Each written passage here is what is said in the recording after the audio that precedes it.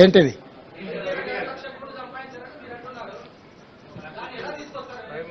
వస్తుంది అన్ని ఒకటే రోజు చెప్తా వెంకటరాజు గారు. నువ్వు మళ్ళీ ప్రెస్ మీట్ కూడా రావు.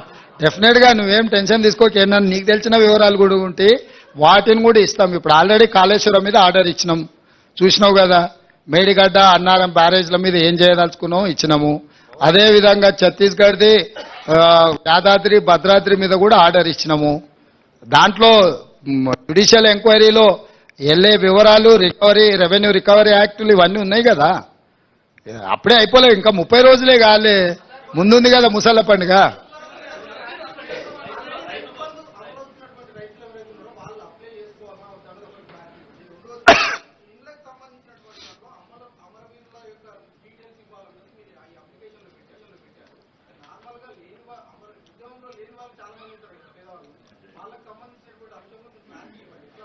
ఇప్పుడు అందులో ఇచ్చిన క్లారిటీ చదువుకొని అవి దాని తర్వాత ఏమైనా సమస్యలు వస్తే డెఫినెట్గా వాటి అన్నిటిని కూడా పరిష్కరించే బాధ్యత చేస్తాం. ఇప్పుడు అదే చెప్తున్నాం, 30 రోజులే కాలేదు. ఈ రోజు ఏమేమి అడుగుతున్నాం ఆ వివరాలు ఇవ్వండి. అవి కాకుండా మిగతా సమస్యలు వాళ్ళు విజ్ఞాపన పత్రాలు ఇచ్చుకోవడానికి సపరేట్ కౌంటర్ పెట్టినాం అక్కడ.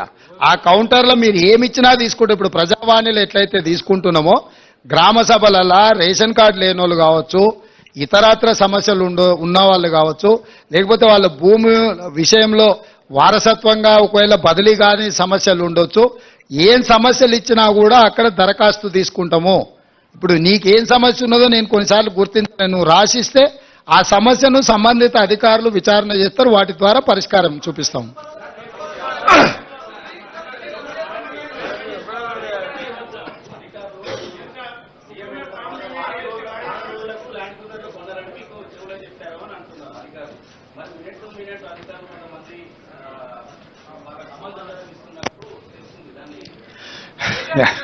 నువ్వు చెప్పిన సమాచారం కూడా కొంత ఉంది. ఆ వివరాలు చెప్పే అధికారుల పేర్లు కూడా చెప్పినావు అనుకో, ఇంకా కొంచెము పారదర్శకంగా ముందుకెళ్దాం.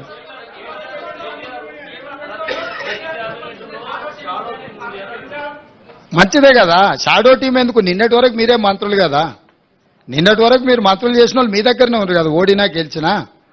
వాళ్ళనే షాడో మినిస్టర్స్గా పనిచేయమని ఉన్నారు, మంచిదే కదా. ఇన్ని రోజులు పని చేయలేదు, ఒళ్ళొంచలేదు, ఇప్పుడన్నా ఒళ్ళొంచే పని చేయండి.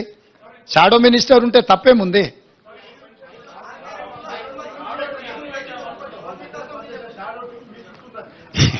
నేనేమంటున్నానంటే అధికారం విడ్రాయల్ సిమ్టమ్స్ అనేది తెలుసు కదా.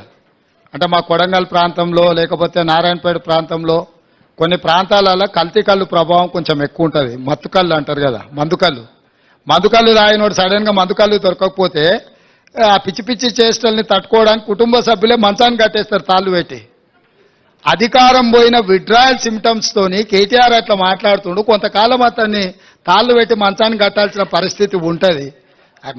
ఈ అన్నిటిని మేమేం తప్పు అర్థం చేసుకోము. ఎందుకంటే అధికారం కోల్పోయిన బాధలోనో భయంలోనో రకరకాలుగా మాట్లాడుతుంటారు. షాడో టీం ఎందుకు?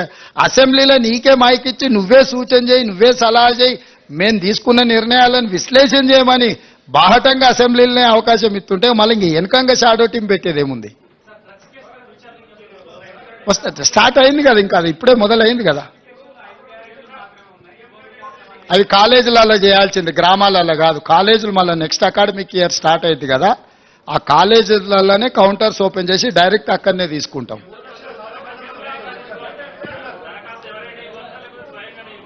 ఎవరైనా ఇవ్వచ్చు, దాంట్లో వివరాలు రాసినాయి కదా. ఇప్పుడు తల్లుంటే కొడుకేయచ్చు, లేకపోతే పక్కింటి వాళ్ళు కూడా తెచ్చేయచ్చు. మీలాకటి వాలంటీర్స్ కూడా గ్రామంలో ఇల్లు తిరిగి రాసుకొచ్చి ఇచ్చినా కూడా తీసుకుంటాం.